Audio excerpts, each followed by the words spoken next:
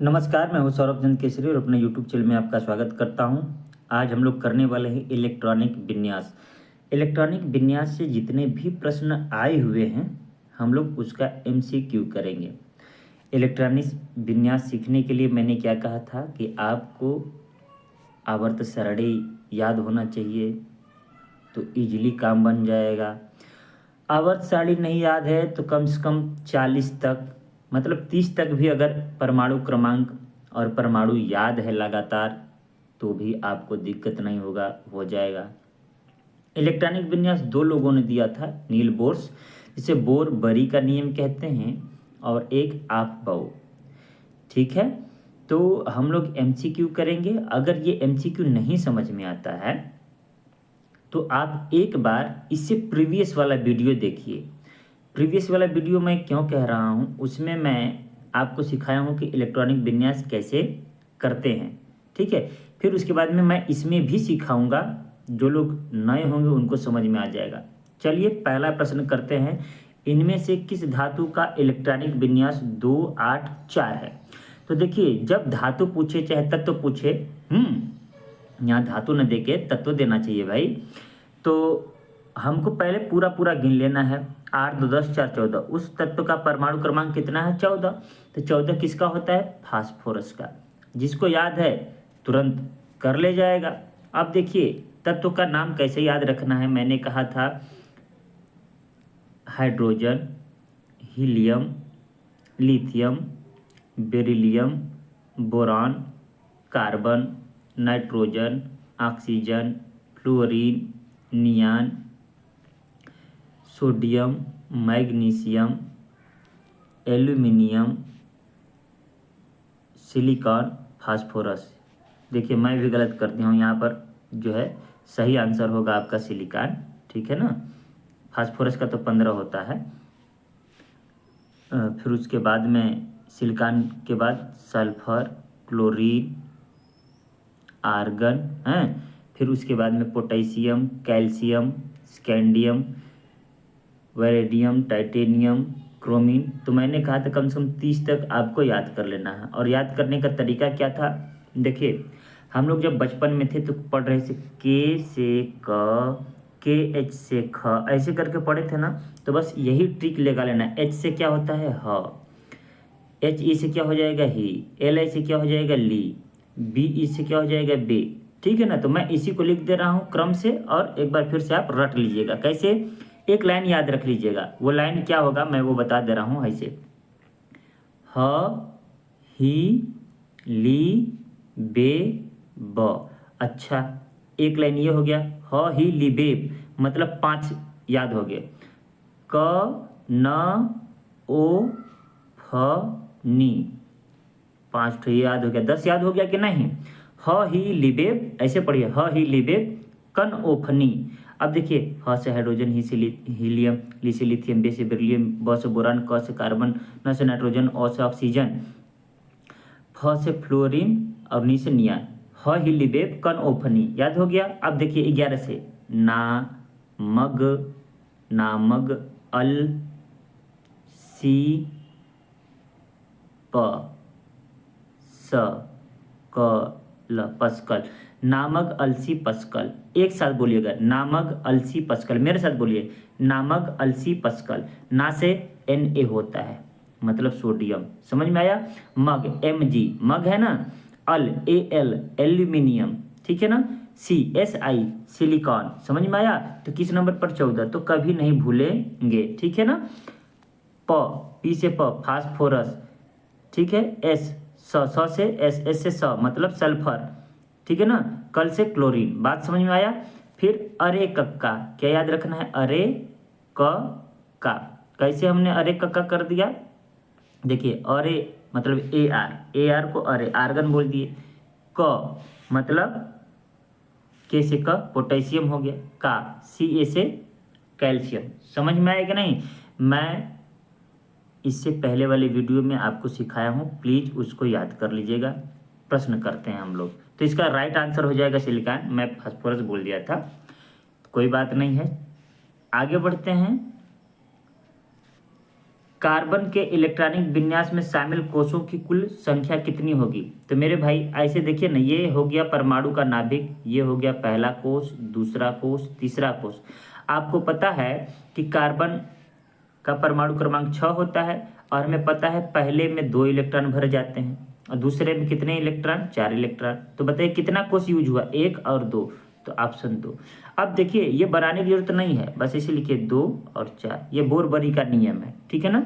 और ये जो पढ़ते 1s2 2s2 2p2, तो ये क्या है? तो आप कहेंगे कि ये आप बाउ का नियम है। ये देखिए 1 लिखा है ना, तो पहला कोष, ये 2 लिखा है, 2 लिखा है, तो ये दूसरा कोष। दूसरे कोष में कितने इलेक्ट्रॉन? 2 2 4, तो 4 लिखा हूँ कि नहीं? पहले कोष में कितने इलेक्ट्रॉन? 1 और 2, तो 2 लिखा हूँ कि नहीं? तो इसमें कुल कितने कोष हो गए मेरे भाई? तो आप कहेंगे कि 2 कोष। ठीक है, आगे बढ़ते हैं। नेक्स्ट प्रश्न है हमारा, कह रहा है बाह्यतम कोष में उपस्थित इलेक्ट्रॉनों की संख्या को क्या कहते हैं? तो याद रखिएगा, संयोजी इलेक्ट्रॉन कहते हैं। क्या कहते हैं? संयोजी इलेक्ट्रॉन। तो ऑप्शन नंबर बी। अगर कोई पूछ दे कि संयोजी इलेक्ट्रॉन किसे कहते हैं, तो किसी भी परमाणु के बाह्यतम कोष, मतलब सबसे बाहरी कोष। देखिए जैसे कार्बन का 6 है मेरे भाई, तो हम ऐसे लिखना चाहिए मुझे, कार्बन और इसका 6, तो 2 और 4 लिखे ना। बाह्यतम मतलब सबसे बाहर में क्या है? आप कहेंगे 4, तो इसके संयोजी इलेक्ट्रॉन कितने हैं? तो आपका जवाब होगा 4। ये क्या है? आप कहेंगे संयोजक इलेक्ट्रॉन या संयोजी इलेक्ट्रॉन, ठीक है ना।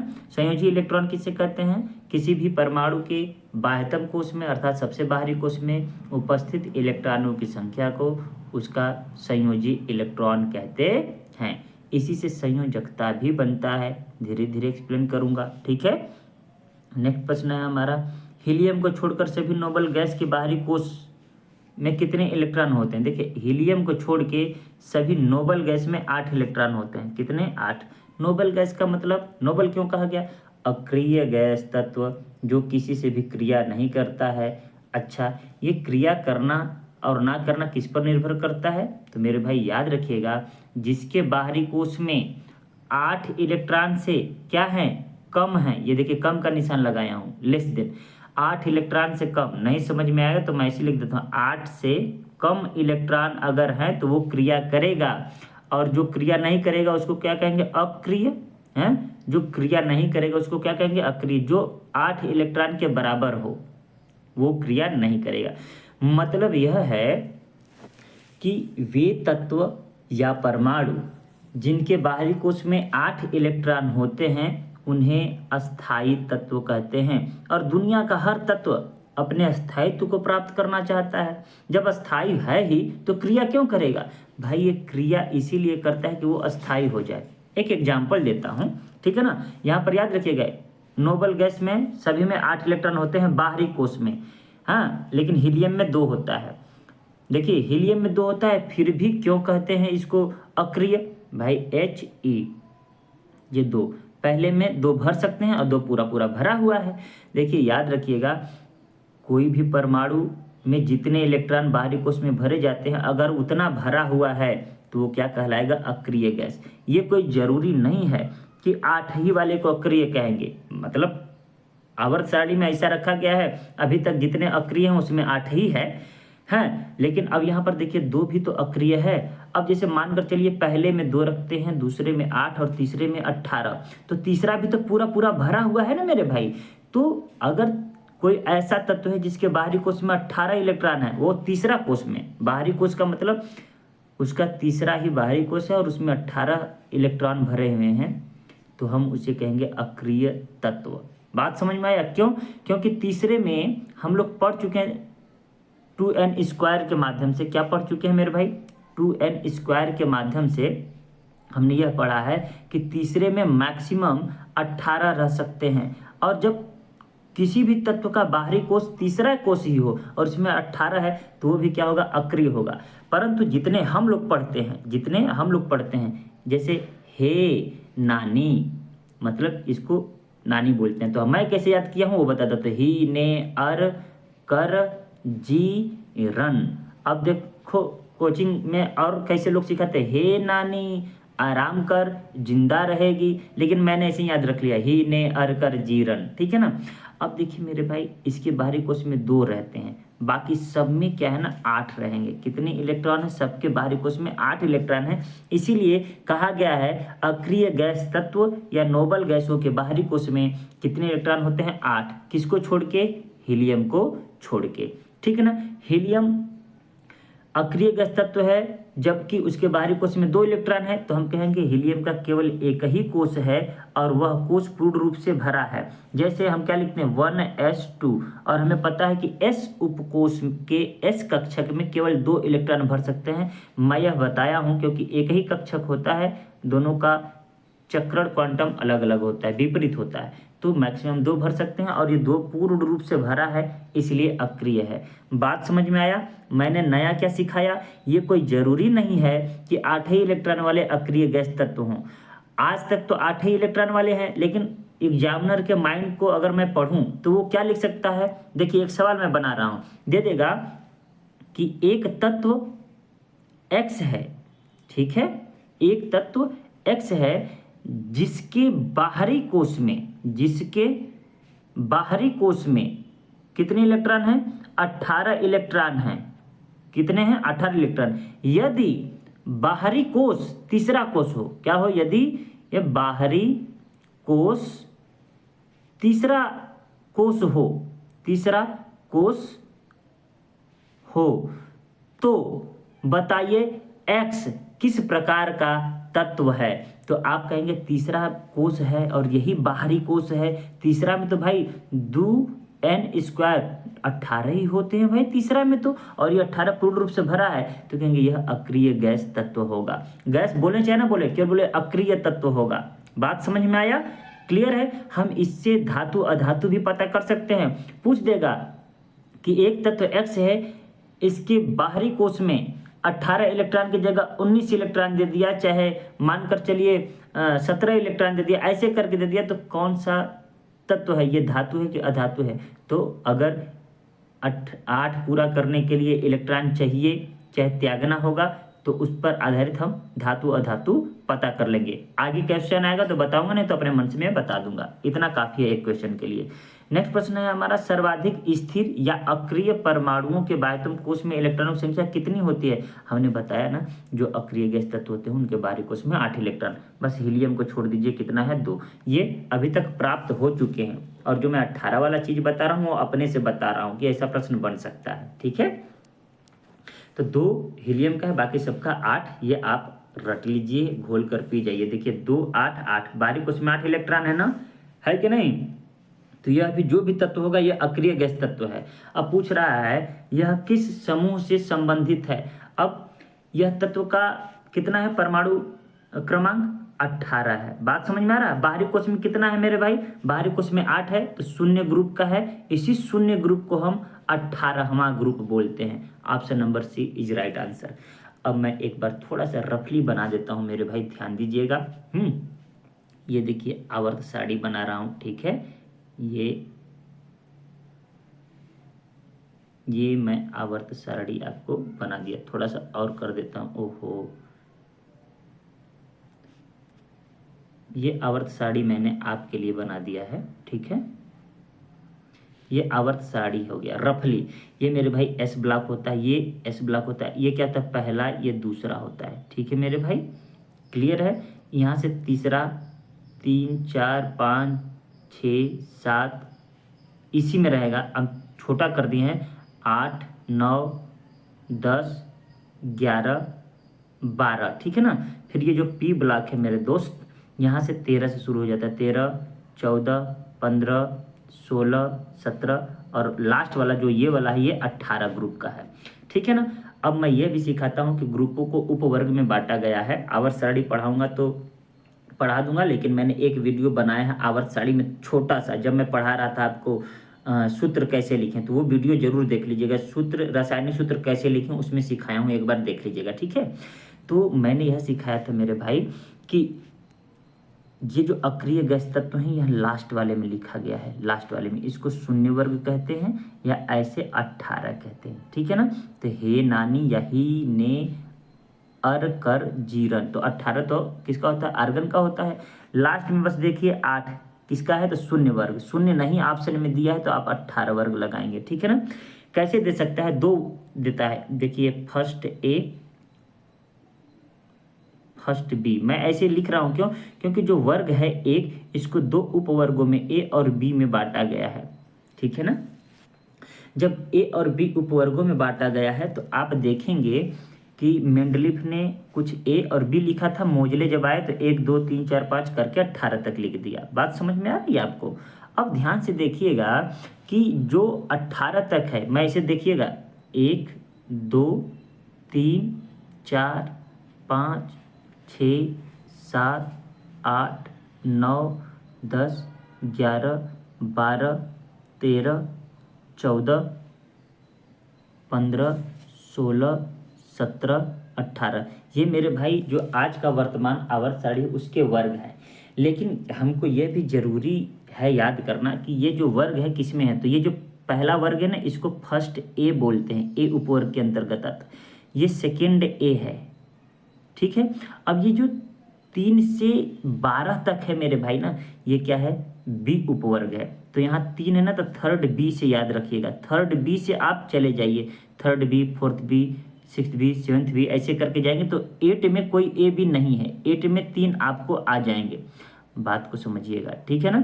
जब 8 में 3 आ जाएंगे, ठीक है, तो हमारा यहाँ से डी ब्लॉक में है, ये 3 से यहाँ से डी ब्लॉक है, ठीक है। आवर्त सारणी पढ़ाऊंगा तब मजा आएगा, फिलहाल रफली मैं पढ़ा रहा हूँ। और 13 से पी ब्लॉक स्टार्ट हो जाता है, तो पी ब्लॉक में जो 13 है, बस उसमें क्या करना है, थर्ड ए से शुरू है। मैं आपको बहुत इजीली बताऊंगा कि आपको एकदम घोल कर पी जाएंगे आप एक ही वीडियो में, चिंता मत करिए, ठीक है ना। तो इसको हम शून्य वर्ग कहते हैं 18 को। तो याद रखिएगा मेरे भाई, जो जितने भी 8 बाहरी कोश में 8 इलेक्ट्रॉन हैं वो 18वें में रखे हैं, बस याद रखिएगा, ठीक है ना। जिनके बाहरी कोश में 7 इलेक्ट्रॉन है वो 17वें में रखे हैं, जिनके बाहरी कोश में 6 इलेक्ट्रॉन है वो 16वें में रखे हैं, जिनके बाहरी कोश में 5 इलेक्ट्रॉन है वो 15वें में रखे हैं, जिनके बाहरी कोश में 4 इलेक्ट्रॉन है वो 14वें में रखे हैं, जिनके बाहरी कोश में 3 इलेक्ट्रॉन है वो 13वें में रखे हैं। इज दैट क्लियर, कोई दिक्कत। और जिनके बाहरी कोश में 1 इलेक्ट्रॉन है वो पहले में रखे हैं, जिनमें 2 हैं वो दूसरे में रखे हैं। यही याद रखना है आपको। जहां बाहरी कोश 3 से रखे हैं तो उसको आपको क्या याद रखना है, 13वें से याद रखना है। आगे बढ़ते हैं, बहुत एक्सप्लेनेशन हो गया, अब स्पीड करते हैं इसमें। किसी तत्व का इलेक्ट्रॉनिक विन्यास इतना है, उस तत्व का क्या नाम है, देखिए 8 10 5 15, 15 किसका है, फास्फोरस का है, ठीक है ना। नामक अल्सीपस, याद है ना, नामक अल्सीपस, तो बहुत ज़्यादा लिखने की जरूरत नहीं है, 15। अब रटाया ही प्रश्न आएगा, तो इससे आपको सीख मिलती है कि आपको कैसा पढ़ना है, कितना पढ़ना है, ठीक है ना। इलेक्ट्रॉन की वह अधिकतम संख्या जो बाह्य तब कक्षा में रह सकते हैं, देखिए मेरे भाई 8, ठीक है ना। 8 इलेक्ट्रॉन से ज़्यादा बाह्यतम कोश में नहीं रह सकते हैं। क्यों, क्योंकि 8 अष्टक नियम जब पढ़ेंगे, अष्टक नियम, ये षटकोण सर अष्टक नियम पढ़ेंगे तो अष्टक नियम यही कहता है कि जिन तत्वों के बाहरी कोश में 8 इलेक्ट्रॉन होते हैं वो अस्थायी होते हैं। तो अस्थायित्व को प्राप्त करने के लिए 8 इलेक्ट्रॉन बनाना है। मैंने वो जो प्रश्न बनाया है अपने मन से बना है 18 वाला, मुझे गलत साबित मत करना, ठीक है। तो आपको ये याद रहना चाहिए कि 8 इलेक्ट्रॉन जिसमें है वो अस्थायी हैं और 8 इलेक्ट्रॉन से ज़्यादा बाहरी कोश में इलेक्ट्रॉन नहीं रह सकते। उन 3 तत्वों को नामित करें जिनके बाहरी कोश में 1 इलेक्ट्रॉन होता है।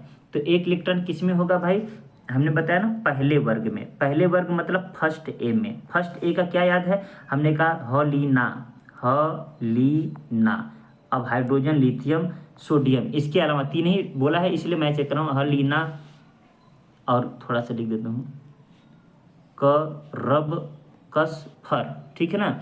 सीजियम भी है, फ्रांसियम भी है। चलिए ढूंढते हैं, मैग्नीशियम में नहीं है, लिथियम, सोडियम, पोटेशियम, दिख गया ना भाई, लिथियम, अरे यहाँ पर लिथियम, सोडियम, पोटेशियम, ठीक है ना। Option number b is right answer, ठीक है ना।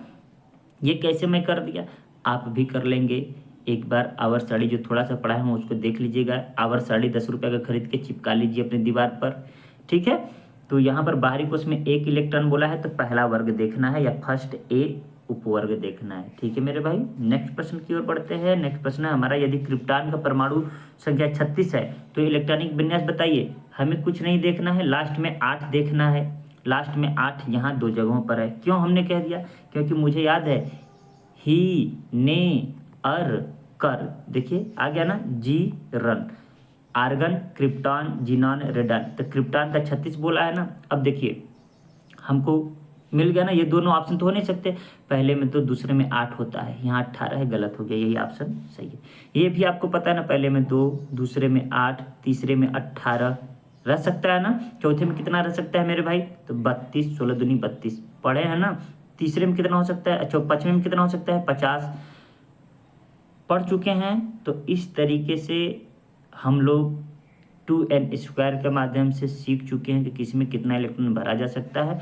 अब ये 36 दिया है, तो अब कन्फ्यूजन जिनको नहीं और साड़ी याद है तो वो क्या करेगा कि 18 2 20, 20 और 16 36, ये भी है 36, ये कौन सा ऑप्शन लगा है भाई। हमने बताया पहले में 2, दूसरे में 8, दूसरे में 18 किसी कीमत में नहीं आ सकता, तो option b is right answer. Clear है ना। हालांकि 36 सबका जोड़ेंगे तो सबका 36 ही 36 आएगा, इसका भी 36 आएगा, इसका भी 36 आएगा, लेकिन हमको ये तरीका बोरबरी का नियम आना चाहिए, ठीक है ना। बोरबरी का नियम नहीं आता है तो ये वाला आना चाहिए, 1s2 2s2 2p 6 सिखाया हूँ ना, 3s2 3p 6, फिर 4s2 3d। अब कंफ्यूजन ना हो, मैं इसको अच्छे सिखाया हूँ, एक बार वीडियो देख लीजिएगा, ठीक है। तो आगे बढ़ते हैं। नेक्स्ट प्रश्न है, एक तत्व का इलेक्ट्रॉनिक विन्यास कितना है, तत्व का नाम बताइए मेरे भाई। लास्ट में कितने इलेक्ट्रॉन, 2, तो पक्का है दूसरे ग्रुप का होगा, दूसरे ग्रुप मतलब सेकेंड ए का। तो हमने क्या बताया है, आवर स्टडी जब पढ़ाया है तो हलीना गरब कसफर बेमग का सरबारा, तो बेमग, मग 12 का मैग्नीशियम होता है। देखिए अगर नहीं याद है और स्टडी तब वो आपको 12 परमाणु क्रमांक है ना, 12 परमाणु क्रमांक किसका है, नामग मैग्नीशियम सिखाया हूँ आपको। 30 तक अगर याद है ना तो 90% क्वेश्चन इलेक्ट्रॉनिक विन्यास हो जाएगा। एक क्वेश्चन 2 क्वेश्चन शायद ही छूट जाए, आज छूट जाएगा। देखिए 100 क्वेश्चन में 100 क्वेश्चन करके सिलेक्शन नहीं मिलता, 100 में 70 से 80 के बीच में अगर आपने सही सही किया तो सिलेक्शन पक्का हो जाएगा, उतना करना पड़ेगा देखते हुए कंपटीशन को। मैग्नीशियम परमाणु का इलेक्ट्रॉनों का वितरण क्या है, अभी सीखे ना, 2 8 2 दिया था सवाल में ना, 2 8 2 कहाँ है भाई, मैग्नीशियम का 12 होता है। अब जिसको पता ही नहीं है कि मैग्नीशियम का परमाणु क्रमांक 12 होता है वो कभी ये कर पाएगा, नहीं कर पाएगा, ठीक है। तो ये है 8 10 2 12, ठीक है ना। बाकी देखिए 13 13 हैं और 8 4 12, या तो ये करेगा या तो ये, लेकिन हमने बताया 2 8, फिर उसके बाद में जितना जरूरत है भर लीजिए। क्लियर है। नेक्स्ट प्रश्न की ओर बढ़ते हैं। यदि एक तत्व का परमाणु क्रमांक 8 है तो इसका इलेक्ट्रॉनिक विन्यास कितना अच्छा दे रहा है, 2 और 6। आंसर हो गया ना भाई। हम पहले में कभी भी 4 भर ही नहीं सकते, 2 के बाद दूसरा में हम कितना भरते हैं, 8, तीसरा बढ़ने के लिए 8 भरते हैं, ये हो ही नहीं सकता, हो ही नहीं सकता। 2 और 6, ठीक है ना। 8 परमाणु क्रमांक किसका होता है तो कहेंगे ऑक्सीजन, 2 और 6, ठीक है। इसका संयोजी इलेक्ट्रॉन कितना है तो कहेंगे कि 6, ठीक है। संयोजकता कितना होता है तो 2, मैं ये बताऊंगा, आराम से सीखना है, एक एक बस फॉलो करते जाइए, जितना जरूरी है उतना मैं सिखाऊंगा, एक्स्ट्रा नहीं। निम्नलिखित में से कौन सा किसी धातु का इलेक्ट्रॉनिक विन्यास नहीं है। अच्छा एक चीज मैं सिखा दूं, जब धातु का इलेक्ट्रॉनिक विन्यास आएगा तो उसके बाहरी कोश में कितने इलेक्ट्रॉन होंगे, मैं वो सिखा देता हूँ मेरे भाई। 1 2 3, बाहरी कोश में इतने इलेक्ट्रॉन है तो समझिए वो धातु है। अगर 5 6 7 आया, ठीक है ना, बल्कि 4 भी मान लीजिए, 4 में मैं इसलिए पूर्ण रूप से नहीं कर रहा हूँ क्योंकि इसमें उपधातु भी आ जाएंगे, तो वो पक्का है कि वो अधातु है, ये पहचान है। बाहरी कोश में अगर 1 2 3 इलेक्ट्रॉन है तो धातु, और 5 6 7 हैं तो अधातु, ठीक है ना। तो अब देखिए 3 1 1, ये सभी धातु हैं, ये सभी धातु हैं। अधातु क्या है, ये कह रहा धातु का विन्यास नहीं है तो यही, ये तो अधातु का है। बात समझ में आया कि नहीं। अब रट लीजिएगा, लिख लीजिएगा, जिसके बाहरी कोश में क्रमशः 1 2 3 इलेक्ट्रॉन होते हैं वह धातु होता है, और जिसके बाहरी कोश में 1 है तो उस पर प्लस चार्ज 1, जिस पे 2 है तो उस पर प्लस चार्ज 2, जिस पे 3 है उस पर प्लस चार्ज 3। बात समझ में आया। और जिसके बाहरी कोश में 5 6 7 इलेक्ट्रॉन है तो 5 वाले पर -3, 6 वाले पर -2 और 7 वाले पर -1, ये रहता है। सिखाऊंगा धीरे धीरे, फिलहाल ये 2 पॉइंट लिख लीजिएगा, धातु अधातु पहचानने का तरीका इलेक्ट्रॉनिक विन्यास से। जिस परमाणु के बाह्य कक्षा में इलेक्ट्रॉनों की संख्या पूर्ण होती है बाह्य कक्षा में क्या होती है, पूर्ण होती है। उसकी संयोजकता क्या होती है, जब पूर्ण होती है तो संयोजकता करने की जरूरत नहीं होती है, शून्य होता है, लिख लीजिएगा। जैसे हीलियम का कितना होता है, 2। तो संयोजकता की जरूरत कब पड़ती है, जब वह अस्थायी होता है, जब वो किसी से जुड़ना चाहता है।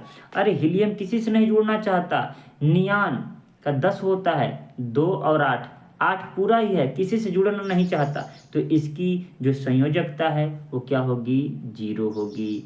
उम्मीद करता हूँ समझ में आ रहा होगा। और एक बात सिखा दूं कि किसी भी तत्व का संयोजकता 4 से ज़्यादा हो ही नहीं सकता। तो 7 कभी नहीं होगा, 8 कभी नहीं होगा।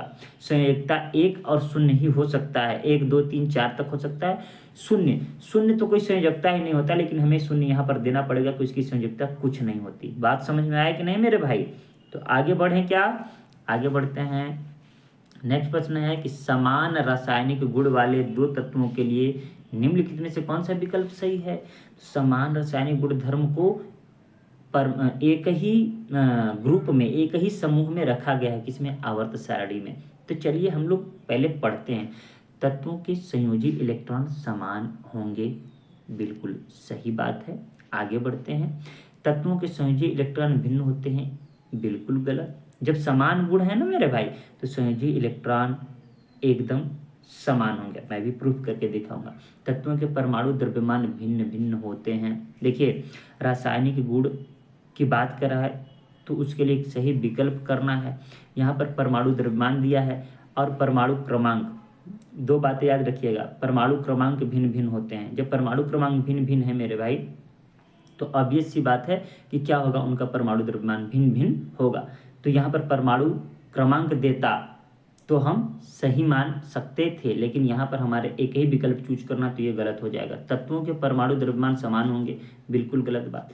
देखिए, रासायनिक गुण समान होंगे इसका मतलब नहीं कि परमाणु द्रव्यमान समान होंगे। याद रखिएगा, परमाणु क्रमांक भी अगर समान है ना, तो उनके गुण बदल जाएंगे।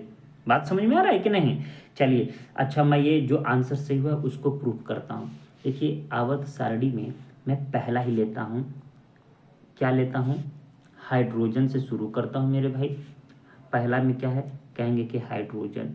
फिर क्या है, ह ली ना क रब कस फर। ध्यान से सुनिएगा मेरे भाई, जब इसका इलेक्ट्रॉनिक विन्यास करेंगे ना, तो इसके बाहरी कोश में एक इलेक्ट्रॉन आएगा, इसके बाहरी कोश में एक इलेक्ट्रॉन, इसके बाहरी कोश में भी एक इलेक्ट्रॉन, इसके भी बाहरी कोश में एक इलेक्ट्रॉन, सबके बाहरी कोश में एक इलेक्ट्रॉन आएगा। इससे हमें क्या पता चलता है, इससे यह पता चलता है कि सभी के सभी धातु हैं। इस हाइड्रोजन को छोड़ दीजिएगा, जब और सारी पढ़ाऊंगा तो डिटेल में पढ़ाऊंगा कि इससे पता चलता है कि सभी के सभी क्या है, धातु हैं। सभी की संयोजिक इलेक्ट्रॉनों की संख्या 1 है।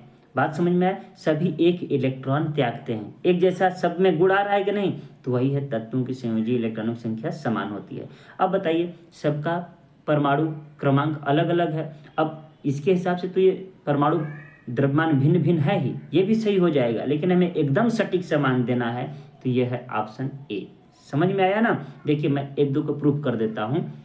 लिथियम का कितना होता है मेरे भाई, 3, तो हम क्या लिखते हैं, 2 और 1। इलेक्ट्रॉनिक विन्यास सही होगा ना। सोडियम का कितना होता है, तो 11, तो क्या करते हैं, 2 8 1, 8 10 की 11। अच्छा, इसके बाद पोटेशियम का 19 होता है ना मेरे भाई, देखिए तो 2 8 10 हो गया, 8 1। बात समझ में आई कि नहीं, कितना हो गया मेरे भाई, तो कहेंगे अच्छा, अब यहाँ पर हम 2 8 9 क्यों नहीं लिखे, ये भी तो मन में सवाल बन ही सकता है ना, बन सकता है कि नहीं। तो हमने कहा कि उसके बाहरी कोश में 8 इलेक्ट्रॉन से ज़्यादा तो रह ही नहीं सकते, तो इसलिए हमें 8 1 9 लिखना पड़ा। ठीक है मेरे भाई। अच्छा, ये हो गया हमारा एक बाहरी कोश में, एक बाहरी कोश में, एक बाहरी कोश में। इसका मतलब कि संयोजी इलेक्ट्रॉनों की संख्या समान होती है। आगे बढ़ते हैं, उम्मीद करता हूँ इतना आपको समझ में आ गया होगा। किस तत्व के बाह्यतम कोश में 2 इलेक्ट्रॉन रहते हैं, तो भैया जो दूसरे वर्ग में है तो क्या हो जाएगा, कैल्शियम। ठीक है ना। कैसे, बेमग का सरबारा, बेमग का, देखिए कैल्शियम आ गया ना, ये सेकंड ए का है, अर्थात दूसरे का है। बात समझ में आया। पोटेशियम अभी सीखे, पहले में है लिथियम सोडियम, है ना। ली ना का, देखिए ना, ली ना का, ये तो सभी के सभी किसमें है, किस में है मेरे भाई, तो एक में है। और ये कैल्शियम और मैग्नीशियम किस में है, तो कहेंगे ये दूसरे वर्ग में है।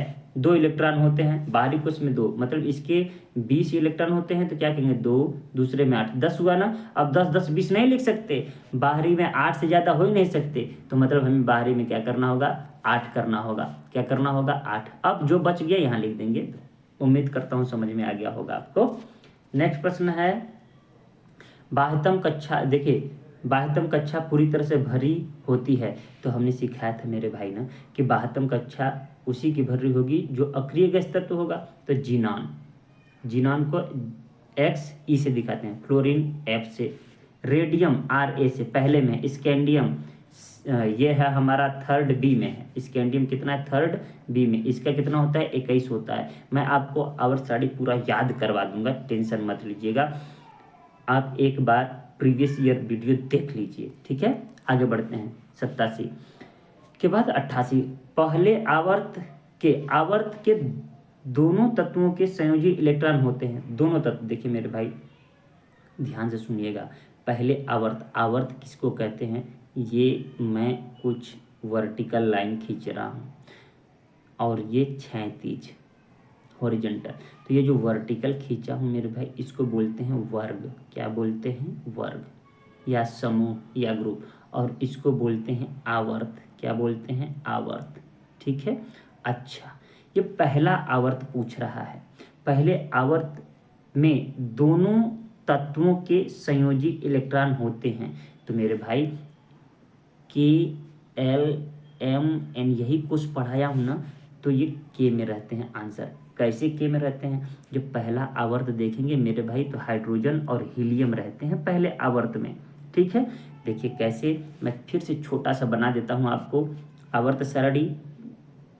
ये देखिए, ये हाँ, ये यहाँ से जाता हूँ, फिर उसके बाद में थोड़ा सा ये करके, ये देखिए यहाँ हाइड्रोजन होता है, यहाँ पर हीलियम होता है मेरे भाई, ये पहला आवर्त होता है, ठीक है। तो पहले आवर्त में हाइड्रोजन और हीलियम है, हाइड्रोजन का परमाणु क्रमांक 1, तो 1, हीलियम का परमाणु क्रमांक 2, तो पहले में 2 इलेक्ट्रॉन भर सकते हैं। अब देखिए दोनों के ही में आ जाएंगे ना, मतलब ये नाभिक हो गया, तो इसी में 1 इलेक्ट्रॉन और इसी में हम दोनों इलेक्ट्रॉनों को भर सकते हैं, मैक्सिमम 2 भर सकते हैं ना, इसका मतलब के कोष में आता है।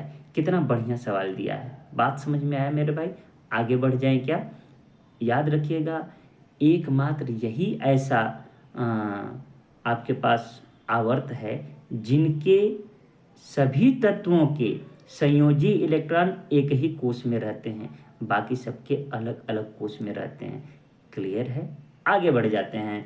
नेक्स्ट, अब नया प्रश्न आपको बन गया कि निम्नलिखित में से कौन सा तत्व है जिनके संयोजी इलेक्ट्रॉन एक ही कोष में उपस्थित रहते हैं, तो हाइड्रोजन और हीलियम, जवाब ये होगा। नेक्स्ट प्रश्न है हमारा, कह रहा है कि परमाणु क्रमांक 17 वाला एक तत्व नीचे दिए गए किस परमाणु क्रमांक के समान विशेषता रखेगा। अच्छा, तो बात समानता की आ गई ना, तो हमने कहा कि याद रखिएगा, लीना ये था ना, तो सबके बाहरी कोष में कितने इलेक्ट्रॉन थे, 1 1 1। अच्छा, 17 वाले में कितना होगा, कुछ नहीं आ रहा है तो सिखा रहा हूँ, 17 को कैसे लिखेंगे, 2 8 10 हो गया, 7 17। तो मतलब जिसके बाहरी कोष में 7 इलेक्ट्रॉन, मैं तो तुरंत बता दूंगा और वो तरीका भी बताऊंगा, ठीक है ना। आवर्त सारणी पढ़ना बहुत जरूरी है, एक बार पढ़िए, ठीक है। अच्छा, तो जिसके बाहरी कोष में 7 इलेक्ट्रॉन रहेगा उसी का ना समान विशेषता रहेगा। तो देखिए 33 का बनाऊंगा, तो कैसे बनाऊंगा, 2 8 10 और 10 के बाद 18 लिख सकता हूँ, 10 18 28, 28 5 33, बोलो हाँ, यहाँ 5 हो गया, ये तो आंसर होगा नहीं। 34 का लिखूंगा तो 34 में तो 33 के बाद 34 आएगा, तो लास्ट में 6 आएगा, ये भी आंसर नहीं हो सकता। 18 तो होगा ही नहीं, 35 से तो लास्ट में 7 आएगा, और यही आंसर हो गया डी। बात समझ में आई कि नहीं, कैसे हमने कर दिया भाई, पहला में 2, दूसरे में 8, तीसरे में 18, फिर 7। देखिए 10 28 28 7 35, बाहरी कोष में 7 इलेक्ट्रॉन है, 7 इलेक्ट्रॉन है, यही समान होगा। अब देखिए मैं कैसे करता, मैं तुरंत करता, ये 17 है ना, 17 है ना, तो 17 में मैं क्या ऐड कर देता, 18, यही हो गया आंसर 35। ये 18 क्यों किया सबको समझ में नहीं आएगा, या तो 8 ऐड करिए, 18 ऐड करिए, या तो 32 ऐड करिए, यही कर सकते हैं आप, ठीक है ना। तो इसमें जोड़ने के बाद जो आंसर आएगा 17 8 कितना होता है 25, 25 ऑप्शन में नहीं दिया है, ठीक है ना। 18 जोड़कर देखिए 17 18 35 ऑप्शन में दिया है। अगर ऑप्शन में नहीं देता मेरे दोस्त, अगर 35 भी नहीं है, छोड़ दीजिए, ये 35 ऑप्शन में दिया ही नहीं है, तो क्या देता, तो मेरे भाई 49 देता। तो 32 जोड़ते आप, मैंने क्या कहा कि आप क्या जोड़ सकते हैं, ध्यान सुनिएगा, 2 जोड़ सकते हैं, 8 जोड़ सकते हैं, 18 जोड़ सकते हैं, हैं 32 जोड़ सकते हैं, 50 जोड़ सकते हैं, वही 2n² वाला फार्मूला जोड़ सकते हैं, जिन पर बैठेगा वही होगा एक समान तत्व, मतलब विशेषता, ठीक है ना। अगर 49 भी देता ना तो सही आंसर क्या होता 49 होता, लेकिन हमें क्या मतलब है दुनिया से, 35 हमारा राइट आंसर। क्लियर है, मैंने तो दोनों तरीके से बता दिया ना।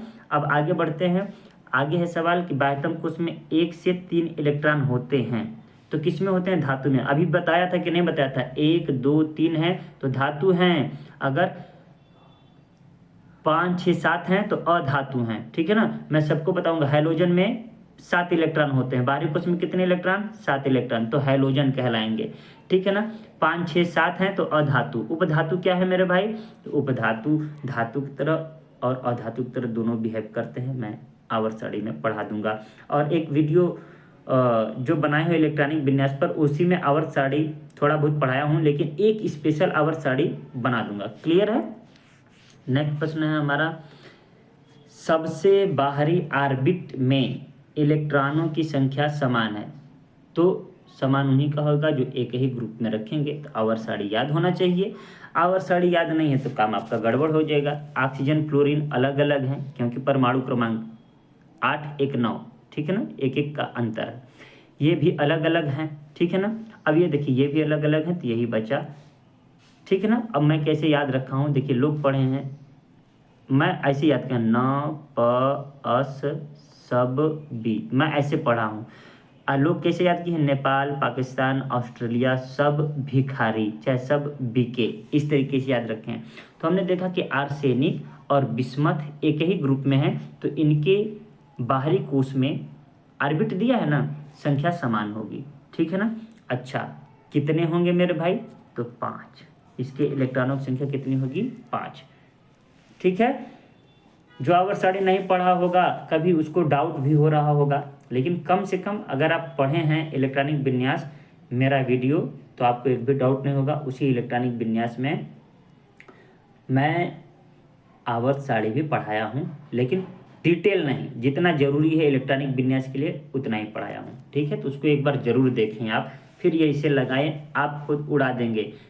0.2 करके स्पीड से देख लीजिएगा इस वीडियो को। तत्व के बाहरी सेल में 8 इलेक्ट्रॉन के साथ 3 कक्षाएं होती हैं, तो भाई हमको 3 कक्षाएं दिया है, देखिए 1 2 3, तो पहले में 2, दूसरे में 8, मैक्सिमम 8 ही भर सकते हैं दूसरे में, तीसरे में भी 8 है। बाहरी सेल में कितने हैं, कर है 8 और 3 कक्षाएं, तो बाहरी सेल में 8, कितना 8 8 16 2 18, 18 आर्गन का होता है। बोलिए हाँ, कोई दिक्कत। तो इस तरीके से हमने आर्गन का निकाल लिया, ठीक है। नेक्स्ट प्रश्न है हमारा, अधातुओं में आमतौर पर बाहरी कक्षा में कितने इलेक्ट्रॉन होते हैं, मैंने सिखा दिया मेरे भाई ना, 5 6 7 होते हैं, उसमें या करके 8 दिया है तो 8 हम ले लेते हैं, ठीक है ना। 10 18 हो ही नहीं सकता, हमने कह दिया 8 से ज़्यादा हो ही नहीं सकता, और 1 2 3 धातु है तो 5 6 7, ठीक है। नेक्स्ट प्रश्न है हमारा, कह रहा है कि निम्नलिखित तत्वों में से किसमें कुल 3 कोष और बाहरी कक्षा में 8 इलेक्ट्रॉन है। अभी आर्गन याद किए ना, देखिए 1 2 3 कोष, पहले में 2 रख सकते हैं, दूसरे में 8, तीसरे में 18, लेकिन तीसरा ही बाहरी कोष है, कर रहा है 8 इलेक्ट्रॉन है, तो 8 8 16 2 18, 18 आर्गन का होता है, ठीक है। देखिए तत्व ए और बी के इलेक्ट्रॉनिक विन्यास क्रम से इतना है, तत्व ए का इतना है मेरे भाई और तत्व बी का इतना है, तो इन तत्वों के संयोजन द्वारा निर्मित यौगिक का सूत्र क्या होगा। सूत्र लिखना सिखाया हूं ना आयन के सहारे। तो अब यहाँ पर मैं आपको सिखा देता हूँ कि बाहरी कोश इसका क्या है। ये देखिए एक लिखा है, SPD के पहले जो लिखा रहता है वो कोषों की संख्या होती है, यहाँ 2 लिखा है ना, 2S 2P, ये दूसरा कोष है, यहाँ तीसरा कोष है, तीसरा कोष ही बाहरी कोष है। तो A के बाहरी कोश में एक इलेक्ट्रॉन है, इसकी संयोजकता एक है, +1 लिख दिया। धातु है ना, बाहरी कोश में एक इलेक्ट्रॉन तो प्लस लिख दिया। बी का देखता हूँ, ठीक है मेरे भाई। इसका पहला कोश 2 2 दूसरा कोश हो गया, 3 और 3 तीसरा कोश हो गया। तीसरे कोश में कितने इलेक्ट्रॉन है मेरे दोस्त? 4 और 2 6, ठीक है ना। इसका मतलब ये इस प्रकार से 2 8 और 6। बात समझ में आई कि नहीं? अच्छा, तो इस पे 6 इलेक्ट्रॉन है, तो इसको 8 बनाने के लिए कितना चाहिए? और तो 2 चाहिए ना, तो -2। अब सूत्र जब लिखेंगे तो इस 2 को यहाँ लिखेंगे और इस 1 को यहाँ, तो A2B यही हो गया आंसर। तो A2B option number c is right answer. अब ये सोडियम सल्फाइड दे, पोटेशियम सल्फाइड दे, क्या ही फर्क पड़ता है, आंसर क्या हो गया? A2B। अगर मेरा सूत्र वाला सवाल मतलब वीडियो नहीं देखे हैं तो जाकर देखिए, रासायनिक सूत्र कैसे लिखें तुरंत, उसमें भाई सौरभ सर, चाहे नहीं लिखेंगे तो आप देख लीजिएगा चैनल पर जा करके स्क्रॉल करके, बहुत अच्छे से मैं बताया हूँ, आराम से सूत्र लिख लेंगे। नेक्स्ट प्रश्न है हमारा, एक ऑक्सीजन परमाणु में संयोजी इलेक्ट्रॉन कितने होते हैं? 6 होते हैं। संयोजी इलेक्ट्रॉन की बात कहा है ना मेरे भाई, संयोजी इलेक्ट्रॉन 6। देखिए ऑक्सीजन का 8 होता है, तो 2 और 6। बाहरी कोश में उपस्थित इलेक्ट्रॉन ही क्या होते हैं? संयोजी इलेक्ट्रॉन। परंतु यहीं पर बोल देता संयोजकता कितना है।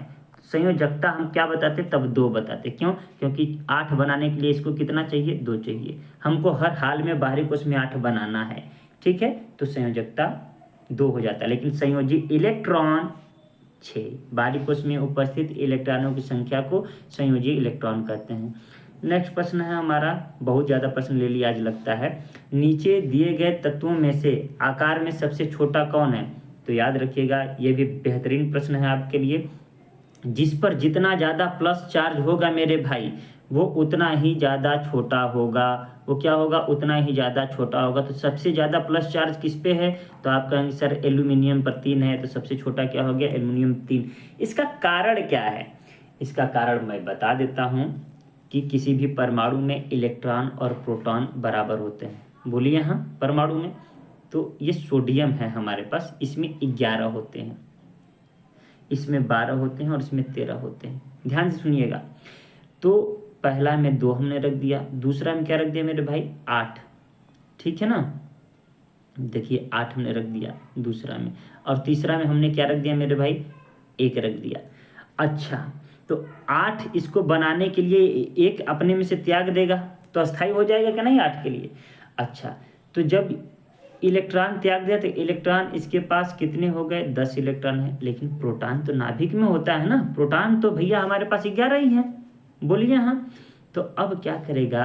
ये प्लस है, ये माइनस है, विपरीत जो चार्ज होते हैं एक दूसरे को अट्रैक्ट करते हैं, तो ये क्या करेगा? इसको अपनी तरफ खींचेगा। बात समझ में आ रहा है? ये खींचेगा। अब जब खींचेगा तो ये सिकुड़ेगा थोड़ा थोड़ा, है ना। हालांकि ये 10 है, ये 11 है, तो कम ही खींच पाएगा। उसी तरीके से इसमें प्रोटॉन 12 रहेंगे लेकिन इलेक्ट्रॉन 10, तो ये कुछ ज़्यादा खींचेगा, ज़्यादा सिकुड़ेगा सोडियम की अपेक्षा। इसमें 13 प्रोटॉन हैं और 10 ही इलेक्ट्रॉन हैं, तो ये तो और ज़्यादा खींचेगा, इसलिए एल्यूमिनियम सबसे छोटा है। क्लियर है? आगे बढ़ते हैं। नेक्स्ट प्रश्न है, इलेक्ट्रॉनिक विन्यास 2 और 6 वाले तत्व की पहचान। 8 मतलब oxygen. Option b is right answer. आज हम लोग बहुत ज़्यादा प्रश्न कर रहे हैं, मतलब इस चैप्टर का एक एक प्रश्न समाप्त हो गया। 2 वीडियो में नहीं लेकर के एक ही वीडियो में कर लिया। देखिए इनमें से कौन सा धातु का इलेक्ट्रॉनिक विन्यास है? तो हमने कहा ना 1 2 3 जहाँ दिखे बाहरी कोश में वही धातु है, ऑप्शन ए। देखिए यहाँ 4 दिख गया, 5 दिख गया, 6 दिख गया ना, तो option A is right answer. देखिए इसी वीडियो से बहुत कुछ आप सीख सकते हैं बिना थियरी का। बात समझ रहे हैं कि नहीं? नेक्स्ट प्रश्न है कि बाहरी इलेक्ट्रॉनिक विन्यास 2 8 7 है, तो संयोजकता कितनी है? 1। देखिए संयोजी इलेक्ट्रॉन पूछता तो 7 बताते, लेकिन पूछा क्या इस बार? संयोजकता, तो इसको 8 बनाना है, बाहरी कोश को हमेशा 8 बनाना है, तो कितना होगा? 1 चाहिए। अच्छा, अब ये सिखा देता हूँ संयोजकता, ठीक है ना, नहीं तो कंफ्यूजन रहेगा। लिखिएगा कलम और कॉपी ले करके। यदि किसी तत्व के बाहरी कोश में क्रमशः 1 2 3 और 4 इलेक्ट्रॉन हैं, तो इनकी संयोजकता क्रमशः 1, मतलब जिसके बाहरी कोश में 1 इलेक्ट्रॉन है उसकी संयोजकता 1, जिसके बाहरी कोश में 2 इलेक्ट्रॉन उसकी संयोजकता 2, जिसके बाहरी कोश में 3 इलेक्ट्रॉन हो उसकी संयोजकता 3, जिनके बाहरी कोश में 4 इलेक्ट्रॉन हो उसकी संयोजकता 4। ये हो गया। तथा जिनके बाहरी कोश में क्रमशः 5, 6, 7 एवं 8 इलेक्ट्रॉन है उनकी संयोजकता क्रमशः 5 को 8 बनाना है तो 3, 6 को 8 बनाना है तो 2, 7 को 8 बनाना है तो 1, 8 खुद 8 है तो उसकी संयोजकता 0। याद रहेगा ना, जिनके बाहरी कोश में 5 इलेक्ट्रॉन है उनकी संयोजकता 3 मेरे दोस्त, जिनके बाहरी कोश में 6 इलेक्ट्रॉन है उनकी संयोजकता 2 क्योंकि 8 की जरूरत पड़ेगी, जिनकी इलेक्ट्रॉनों की संख्या बाहरी कोश में 7 है उनकी संयोजकता 1 और जिनमें 8 है उनकी संयोजकता 0। ये लिख लीजिएगा, अब आपसे गलती नहीं होगा। ठीक है, आगे बढ़ते हैं। अच्छा, आयन में भी कभी पूछ देना, सोडियम ऐसे लगी, इसकी संयोजकता कितनी है, तो जितनी आयन होती है वही संयोजकता होती है। क्लोरीन पर -1 तो इसकी संयोजकता कितनी है, 1। संयोजकता में प्लस माइनस की बात नहीं करते हैं, बस जितना चार्ज उतना लिखते हैं। नेक्स्ट प्रश्न है, फिर से वही पूछ दिया ना कि ये देखिए 287 है, इसका परमाणु क्रमांक कितना है, तो जोड़ देना 8 2 10 7 17। नेक्स्ट प्रश्न है हमारा 285 है, तो प्रोटॉनों की संख्या कितनी है, प्रोटॉनों की संख्या ही परमाणु क्रमांकों की संख्या के बराबर होता है तो 15 हो गया। यहाँ से एक चीज और सीख गए कि परमाणु क्रमांक किसे कहते हैं, परमाणु क्रमांक किसे कहते हैं। अभी अगला चैप्टर इसी पर आएगा, परमाणु क्रमांक, परमाणु भार, ठीक है ना। फिर समस्थानिक, समभारिक, सम इलेक्ट्रॉनिक। याद रखिएगा प्रोटॉनों की संख्या के बराबर कितना होता है मेरे भाई, प्रोटॉनों की संख्या, ठीक है ना। हालांकि परमाणु है तो इलेक्ट्रॉनों की संख्या के बराबर भी कहते हैं, लेकिन परिभाषा यही होता है। तो जब 2 8 5 इलेक्ट्रॉनिक विन्यास है तो प्रोटॉनों की संख्या कितनी है उसमें जोड़ दीजिए 15। नेक्स्ट प्रश्न है, निम्नलिखित में से किस तत्व का इलेक्ट्रॉनिक विन्यास 2 8 3 है, तो 8 2 10 3 13, 13 किसका है भाई, तो आप कहेंगे सर 13 तो हमारा एल्यूमिनियम का है। किसका है, एल्यूमिनियम का। क्लियर है, याद है परमाणु क्रमांक और तत्व 30 तक। तो देखिए 30 तक में ज़्यादातर सवाल आया है, एक आध सवाल ऊपर नीचे आ सकता है। हीलियम परमाणु के बाहरी आवरण में इलेक्ट्रॉन कितने होते हैं, 2 ही इलेक्ट्रॉन होते हैं भाई हीलियम में। हीलियम का 2 होता है और बाहरी कोश में 2, एक ही कोश होता है। नेक्स्ट प्रश्न है, एल्यूमिनियम परमाणु में इलेक्ट्रॉनों का सही वितरण कौन सा है। एल्यूमिनियम का कितना होता है, अभी बताया 13, तो 2 8 3, 13 हो गया कि नहीं। और कहीं 8 2 कभी मत लिखिएगा, 2 8 2 तो 12 हो गया, 2 3 8 नहीं, 2 8 3। नेक्स्ट प्रश्न है, रे इतना लंबा वीडियो मैं बना दिया कि मैं खुद थक गया दोस्तों। नेक्स्ट, और आप भी बोर हो रहे होंगे मुझे लगता है। चलिए अब अंतिम समय में आ गए हैं। एक तत्व का इलेक्ट्रॉनिक विन्यास यह है, आवर्त सारणी में उस तत्व के ठीक नीचे तत्व की परमाणु संख्या क्या है। देखिए भाई, देखिए क्या है, 2 8 2 10 10 2 12 3 15, 15 है कि नहीं है। तो हमने कहा कि 8 जोड़िए चाहे 18 जोड़िए चाहे 32 जोड़िए, 15 8 23, 23 है क्या, नहीं है। तो 15 और 18 जोड़ेंगे 33, option b is right answer. Clear है ना। देखिए दूसरा तरीका क्या है, मैंने तो वो बता दिया। इसको लिखिए, पहले में 2 लिखा है, दूसरे में कितना लिखा है 8, तीसरे में कितना लिखा है 5, तो उसके भी बाहरी कोश में 5 आना चाहिए। तो 2 8 18 5, ये 18 क्यों लिखा, तीसरा में 2n² के हिसाब से तीसरा में हम 18 लिख सकते हैं तीसरे में। समझ में आया कि नहीं। तो देखिए 2 8 18 5 जोड़ेंगे तो कितना आएगा 33, इसीलिए मैंने सीधे क्या जोड़ दिया 18 जोड़ दिया। या तो 8 जोड़िए या तो 18 जोड़िए या तो 32 जोड़िए, ये तरीका है, ठीक है ना। अब कोई ये भी मूर्खानंद कह देगा कि सर अगर 23 और 33 दोनों देता तो क्या करते। अब देखिए हम कह रहे हैं कि 2 8 5 था, 2 8 8 5, तीसरा में 8 रखे हैं, रख सकते हैं, कोई दिक्कत नहीं है भाई। क्यों, क्योंकि अगर इन दोनों को 13 में रखता तो 8 से अधिक हो जाते बाहरी कोश में, और बाहरी कोश में 8 से अधिक रखना ही नहीं है। तो 8 3, तो भी आंसर आप किसको लगाते, तो याद रखिएगा 23 और 33 एक साथ देगा ही नहीं। क्लियर है, दिमाग एकदम अच्छे से अस्थाई करके पढ़िएगा। यहाँ पर आंसर जो है आपका 33 हो जाएगा, ठीक है 33। चलिए आगे बढ़ते हैं। कह रहा है कि एक तत्व का इलेक्ट्रॉनिक विन्यास 2 8 4 है, तत्व का नाम बताइए। अब नहीं बताऊंगा मैं, होमवर्क है 307 नंबर, कमेंट करिए। बहुत सारा होमवर्क देना चाहिए था लेकिन मैं दे दिया ऐसे ही। ये 308 का भी क्या है, इतना है तत्व का नाम बताइए, होमवर्क नंबर दूसरा, ये 308 लिखिएगा होमवर्क। अब मुझे लगता है कि ये अंतिम प्रश्न था। आज के लिए इतना ही, मिलते हैं नेक्स्ट वीडियो में, तब तक के लिए नमस्कार।